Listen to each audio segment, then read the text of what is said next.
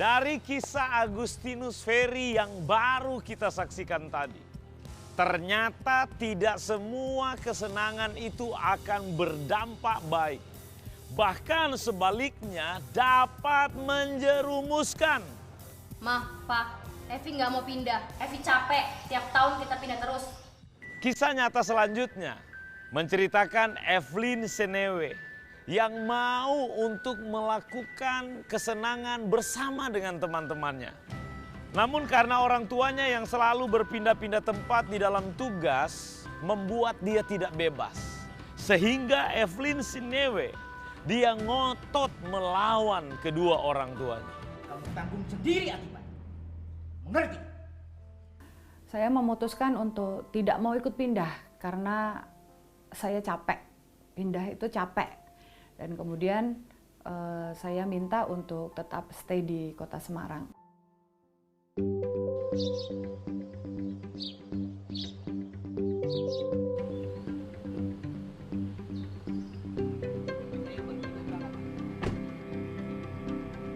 Sejak dari situlah ketika orang tua saya mengizinkan saya dan kakak saya untuk bisa tinggal stay di kota Semarang, di situ saya merasa bebas.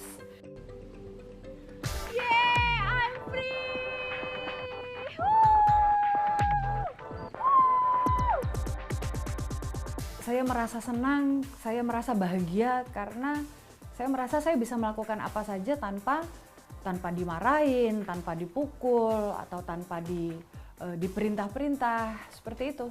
Saya juga akhirnya mengenal yang namanya narkoba, jenis sabu-sabu. Pokoknya banyak hal lain yang memang saya merasakan, oh kebebasan ini seperti ini.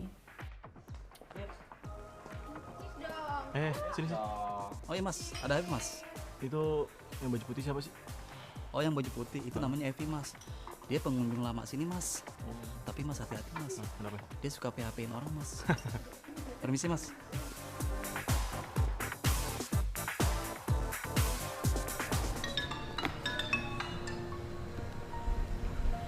Halo.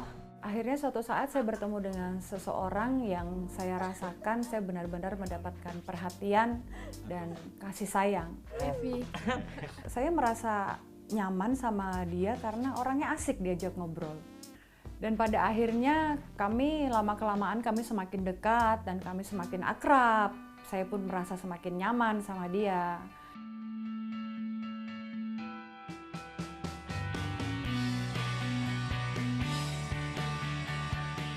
Dari situlah kemudian saya benar-benar merasa dicintai seseorang dan saya pun merasa sangat mencintai dia dan pada akhirnya saya mengambil satu keputusan mungkin ini adalah cinta terakhir saya.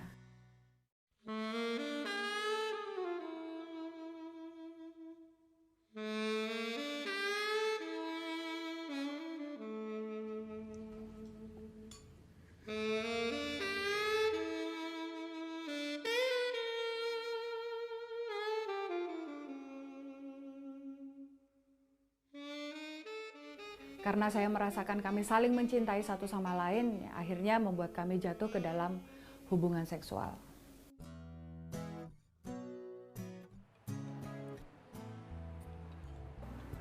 Vi,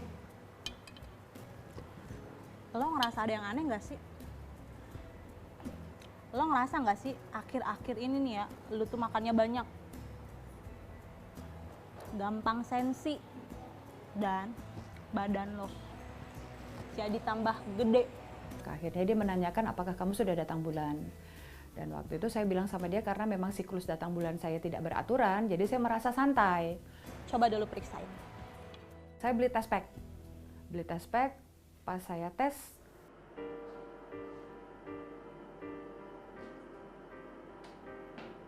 kok positif? Saya sendiri kaget karena ya saya tidak pernah merasa seperti itu. Ketakutan yang mendalam dialami oleh Evelyn ketika dia mengetahui bahwa dia positif hamil.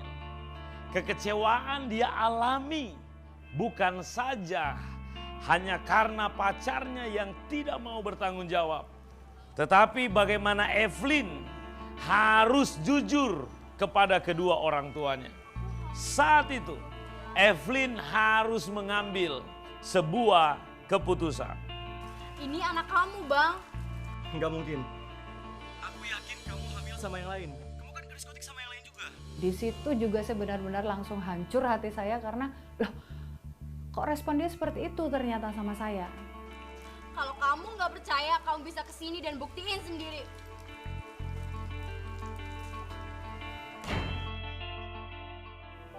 Satu-satunya jalan keluar menggugurkan kandungan.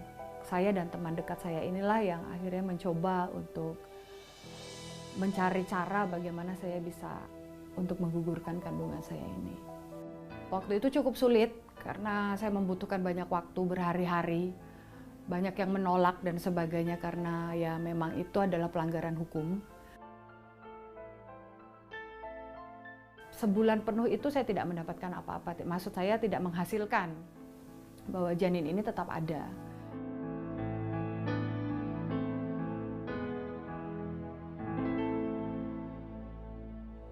Waktu berjalan terus, saya minta pertanggungjawaban dia sebulan, 2 bulan, dia tidak kasih respon apa-apa sama saya, cuma bilang tunda. Kamu sayang gak sih sama aku, Bang? Dan saat itu juga langsung dari perasaan cinta saya berbalik menjadi perasaan yang marah dan sangat benci sama dia.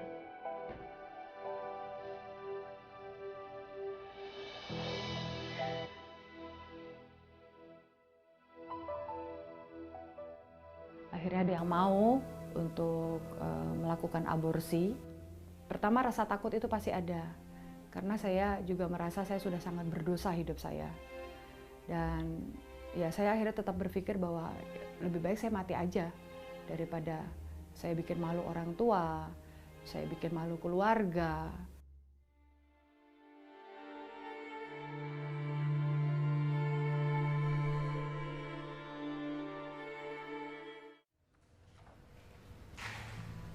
Ma, Evi mau ngomong sama Mama.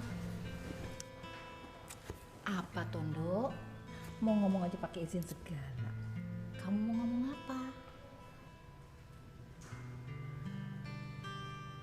Ma, besok Evi aborsi. Evi udah hamil 3 bulan, Ma.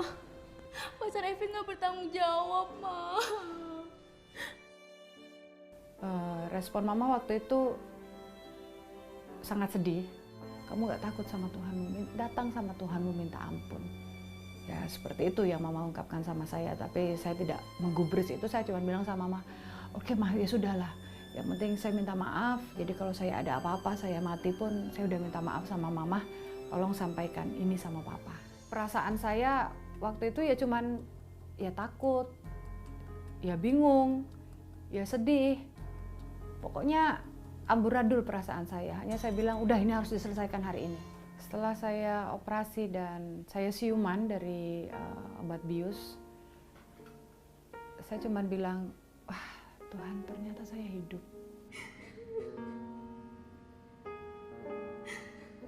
Saya merasa semakin seperti orang gila, seperti orang gila itu, tuduhan-tuduhan itu semakin sering menyerang saya.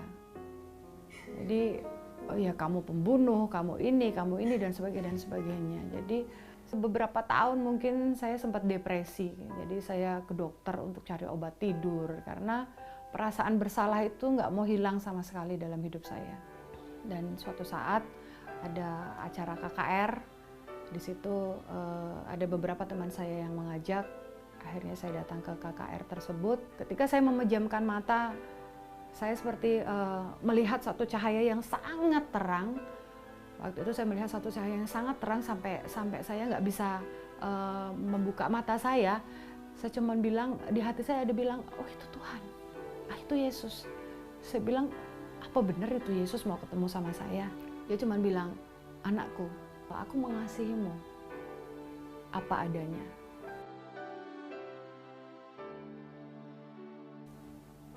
Datanglah kepadaku semua yang letih lesu dan berbeban berat, maka aku akan memberikan kelegaan kepadamu. Itu yang saya dengarkan di kuping saya dan di hati saya, membuat hati saya, aduh Tuhan, ternyata ini Tuhan ya. Saya merasakan ada yang lain di hati saya waktu itu. Saya merasakan kedamaian yang luar biasa. disinilah saya lihat perbedaan bahwa ternyata cintanya Tuhan berbeda. Walaupun saya sudah melakukan kesalahan yang paling jahat sekalipun, ketika saya datang sama Tuhan, Tuhan itu memenuhi hati saya dengan kasih-Nya, dengan cintanya. Nah dari situ saya baru tahu bahwa cinta sejati itu memang adanya datang dari Tuhan. Setelah saya mengalami perjumpaan dengan Tuhan dan hidup saya berubah, saya bertobat, saya lebih dekat sama Tuhan, dan saya merasa hidup saya dibaharui, dan saya juga mengambil keputusan waktu itu untuk melayani Tuhan di sebuah gereja sepenuh waktu dan pelayanan di bidang siaran radio. Akhirnya Tuhan mempertemukan saya dengan seseorang yang saya tahu itu datang dari Tuhan, yang menerima saya apa adanya, terlepas dari masa lalu saya yang begitu buruk. Saya mengenal Evelyn ini, dia orangnya yang cantik, energik, kemudian aktif dalam pelayanan. Semua manusia itu punya masa lalu masing-masing. Berkaca daripada itu, maka saya menyatakan untuk bisa menerima dia apa adanya. Karena pun Yesus pun juga menerima saya apa adanya. Dan kami membentuk keluarga kecil yang takut Tuhan, yang cinta Tuhan, dan kami berkomitmen bersama bahwa kami akan terus melayani Tuhan sampai Tuhan memanggil kami pulang. Tuhan Yesus Kristus yang sudah mengubahkan kehidupan saya, yang mengangkat saya kembali dari dosa-dosa saya, dari masa lalu saya, sampai dengan saat ini Tuhan mempercayakan saya banyak hal untuk menjadi berkat bagi banyak orang.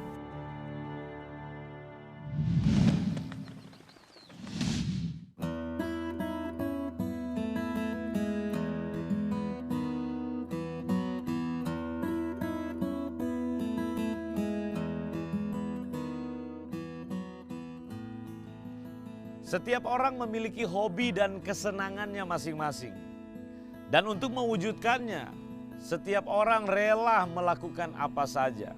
Mungkin saat ini sahabat ada di dalam kondisi seperti yang dialami oleh Agustinus dan Evelyn. Sahabat tidak tenang, hati sahabat bergejolak. Mungkin sahabat sudah bosan dengan keadaan yang sahabat alami. Sahabat sebenarnya sudah capek di dalam hal segala sesuatu yang sahabat alami. Tetapi karena kecenderungan, kebiasaan, kesenangannya membuat sahabat terlena dan kompromi lagi dengan dosa itu. Sahabat narkoba, sahabat seks bebas, sahabat melakukan pesta pora, dan banyak kesalahan lagi. Dan sahabat mungkin menjadi orang yang tidak peduli. Tidak peduli lagi dengan orang yang peduli kepada sahabat. Orang tua sahabat, suami sahabat atau istri sahabat. Firman Tuhan berkata bahwa orang cabul, orang yang berzina, pemburit, orang kikir, pencuri, pemabuk, penyembah berhala tidak akan masuk dalam kerajaan Allah. Sebab upah dosa adalah maut. Jangan tergiur, tertipu dengan kesenangan yang dunia tawarkan. Saya mau ajak sahabat mengambil pilihan yang benar, karena itu yang Tuhan inginkan. Tuhan sangat mengasihi sahabat. Tuhan tidak mau sahabat mengalami maut, mengalami kebinasaan. Tuhan mau memberikan sahabat kemenangan. Dia rela datang ke dunia ini menjadi manusia, menjadi satu pribadi, yaitu Yesus. Sahabat buka hati, terima Yesus sebagai Tuhan dan Juru Selamat, dan sahabat akan mengalami perubahan secara total. Saya mau berdoa buat sahabat. Buka hati sahabat. Akui kesalahan sahabat di hadapan Tuhan.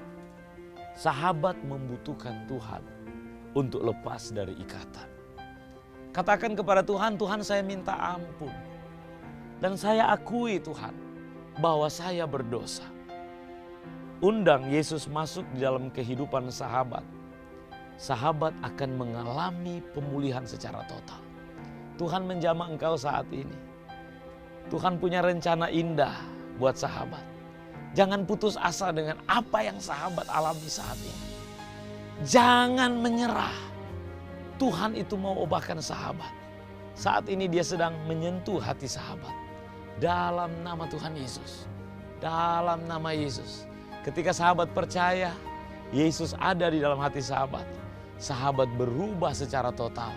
Memiliki damai sejahtera. Amin.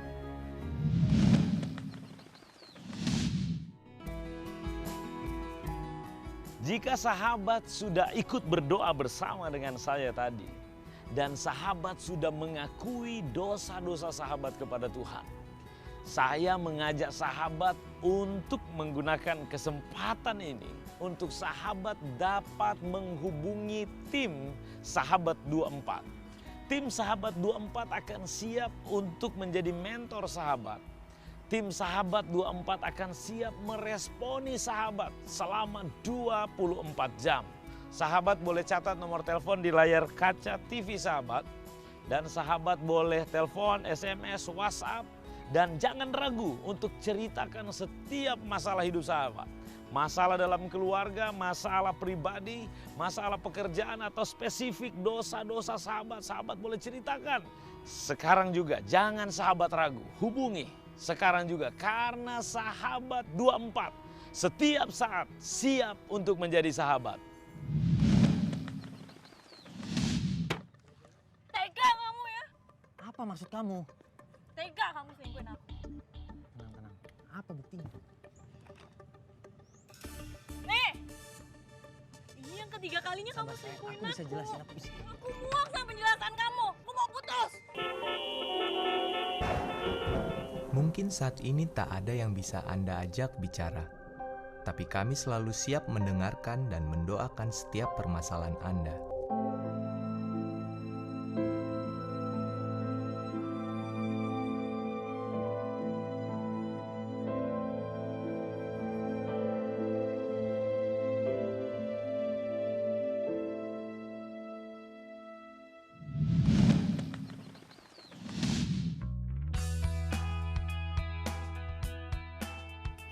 Keinginan untuk berubah adalah langkah awal untuk kehidupan yang lebih baik.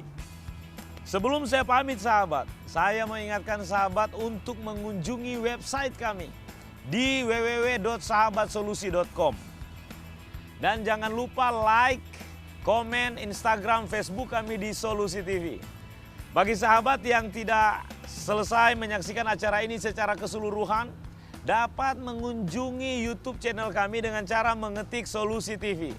Saya Michael Ponelo pamit, tetap semangat dan percaya sahabat. Apapun masalahmu, di dalam Tuhan pasti ada solusi. Sampai jumpa.